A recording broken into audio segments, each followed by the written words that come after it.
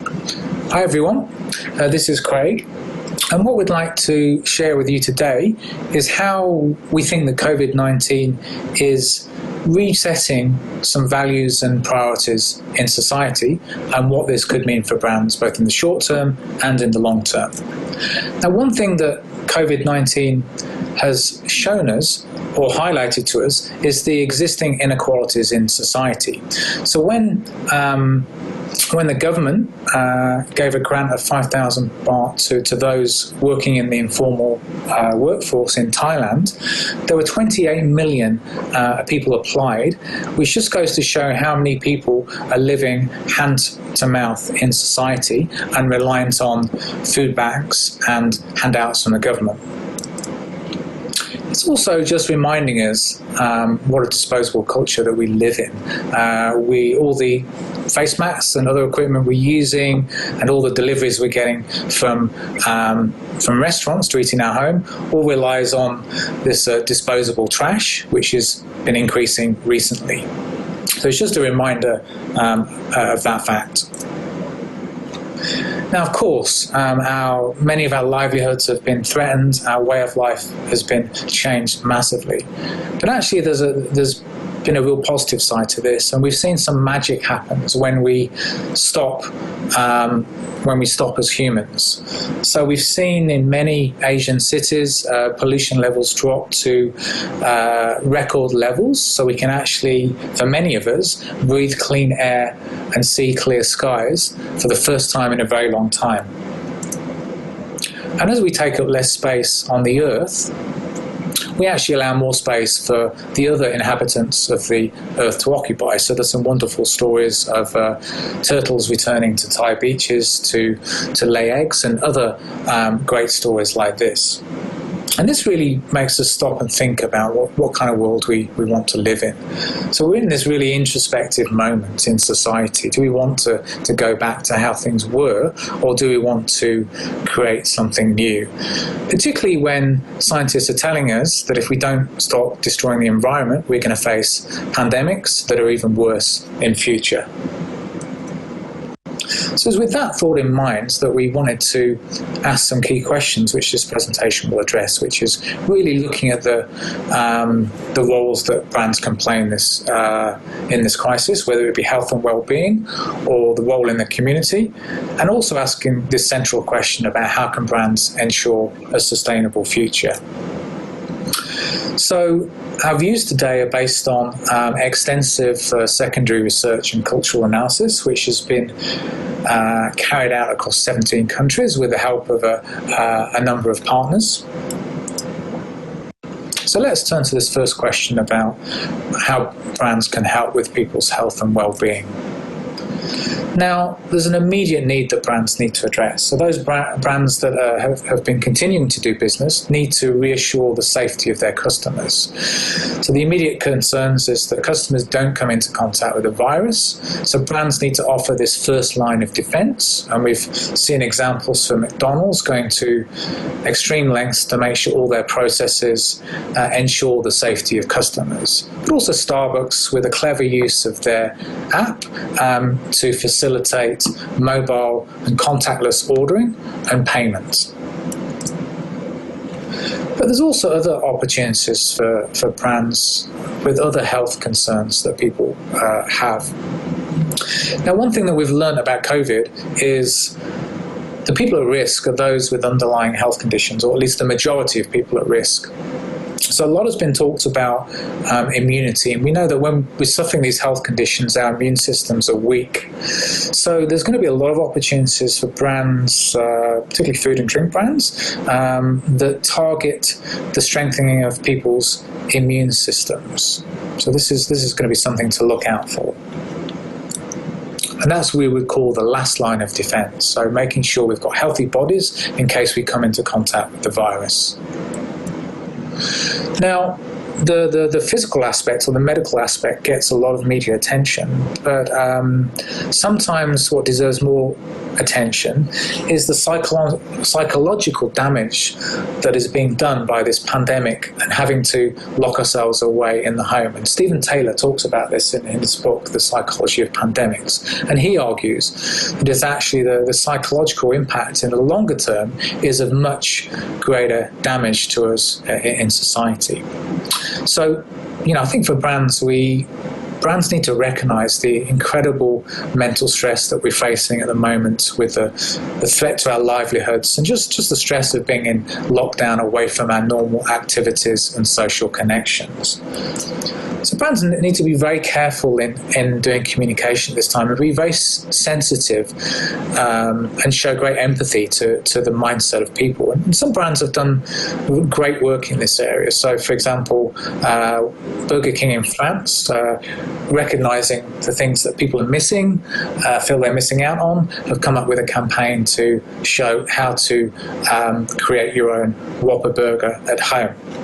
And many of us over a certain age would remember the Budweiser What's Up campaign as well.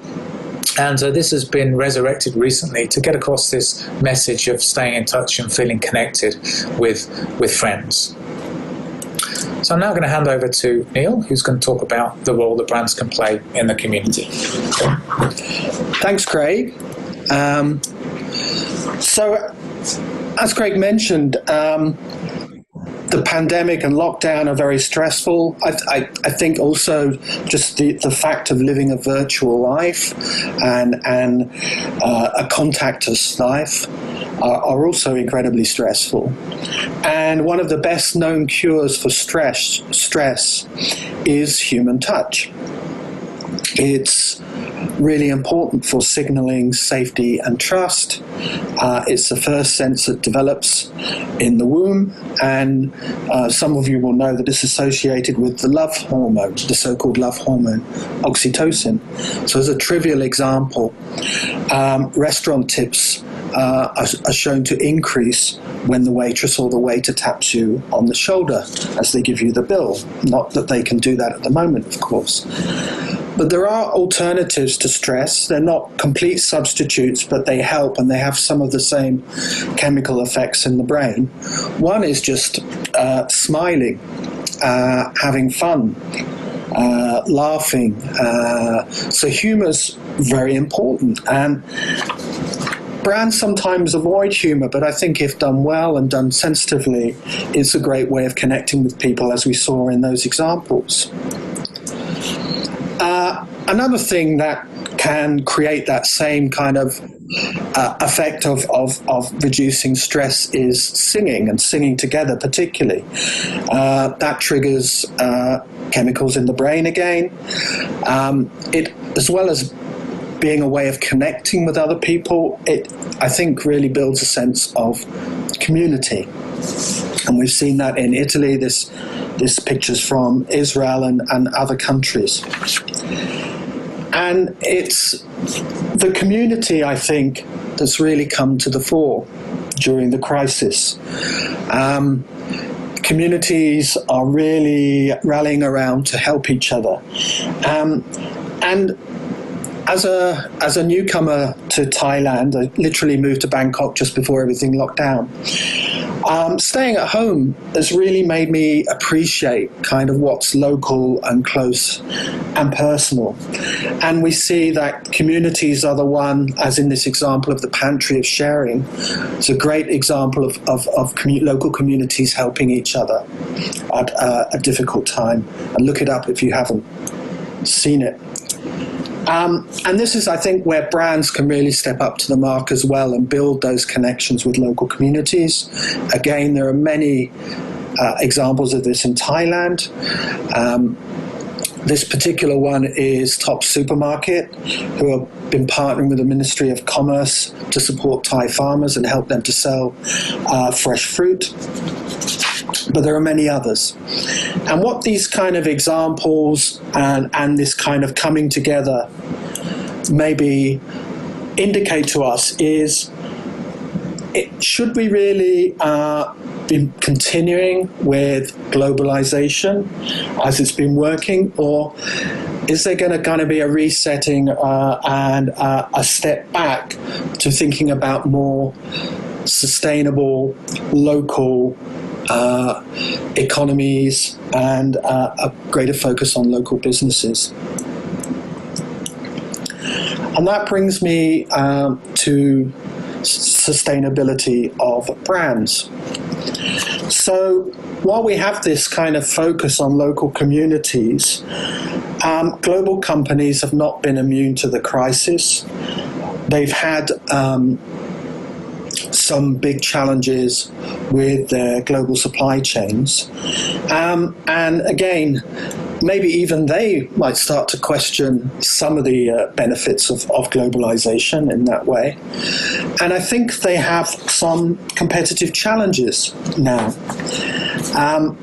And I put up an example of an Indonesian brand because I know it well, but it's a great example of how local brands in Asia are really competing and essentially beating some of the big global companies. Walda started as a small local brand in Indonesia, and over the last 10 or more years have become the #1 brand, taking share from Unilever and P&G and the other big multinational companies, and doing that through having that local cultural connection and roots in the local economy and communities. And I think increasingly we're seeing that big global brands are struggling in that battle because the local brands now have the technology, they have the know-how to be just as good as global brands. So the global brands, their big benefit has been the economies of scale. That's no longer a big advantage. And it kind of highlights as well, I think, the importance of messaging that is relevant for a local audience.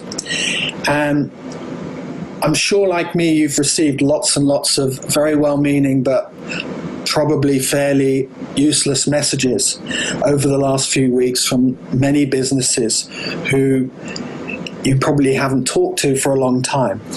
And it kind of highlights the importance of not just saying things, but what you actually do as a business.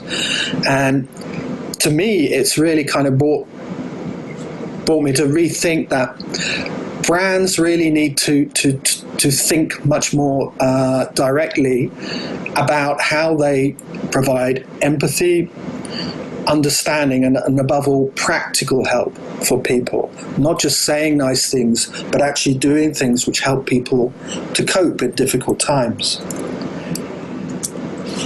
And what I think sometimes this lack of action, or even sometimes the wrong actions, exposes is what the underlying values of brands really are. Building trust is a long-term process. It's not a short-term opportunity. And also, like those very practical, specific, local, targeted actions, I think speak much more loudly than very lofty global ideals. So this kind of really brings me to our conclusion. You might have seen this diagram before. It's not new, but I think it's never been more relevant, because what COVID has exposed is that the environment is really important for our long-term health and wellness, that communities and connection are really important in our lives, and that the brands that are going to be the most sustainable over the long-term future are those that are able to work with society and with the environment to create a sustainable future. So thank you very much for listening, and please do get in touch if you'd like to know more about this work.